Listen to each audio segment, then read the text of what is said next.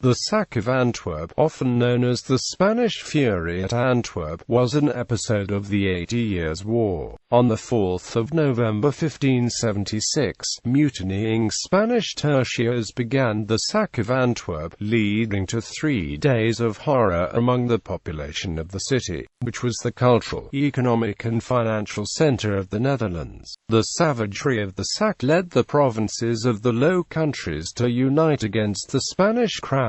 The devastation also caused Antwerp's decline as the leading city in the region and paved the way for Amsterdam's rise. Causes. The principal cause of the sack was the delay in payment due to the soldiers by Philip II. Spain had recently declared bankruptcy, and 400,000 florins intended as payment to the troops were seized by the government of Elizabeth I when ships containing the florins sought shelter from a storm in English ports. The Spanish soldiers, angry at fighting without rest to pay against the Dutch rebels, had already sacked Zierikzee and Alst, causing the 15 loyal provinces to come together in States General with the purpose of removing the mercenaries from the Netherlands. It was common procedure with the soldiery at that time, and the procedure was invariable. Without breaking the celebrated discipline, they would choose a new leader, or elect him, from the number, and march in perfect order under him to whatever the target was.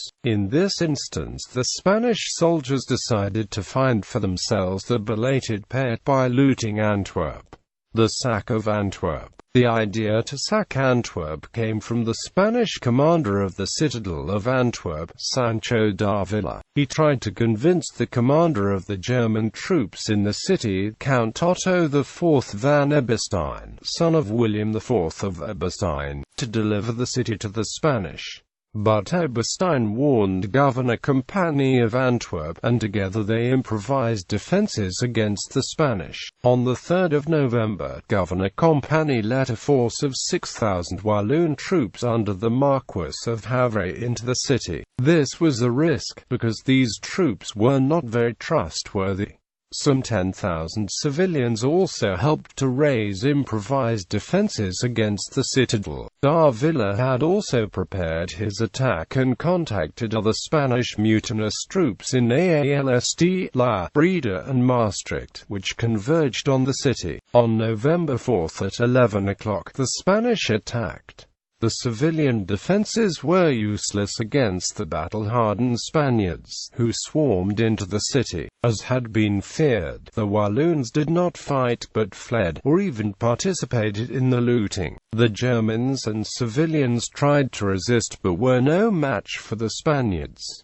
Eberstein drowned in the Schelde when he tried to escape. Some 7,000 lives and a great deal of property were lost. The cruelty and destruction of these 3 days of pillage became known as the Spanish Fury. Consequences. This shocking event stiffened many in the Netherlands, even many Catholics, against the Spanish Habsburg monarchy, and further tarnished Philip's declining reputation. The States General, influenced by the sack, signed the Pacification of Ghent only 4 days later, unifying the rebellious provinces with the loyal provinces with the goal of removing all Spanish soldiers from the Netherlands, as well as stopping the persecution of heretics. This effectively destroyed every accomplishment the Spanish had made in the past 10 years, since the start of the Dutch revolt. Furthermore, it brought about the ruin of the Antwerp cloth market. English traders, not wishing to risk visiting a town that now resembled a war zone, sought out new commercial links.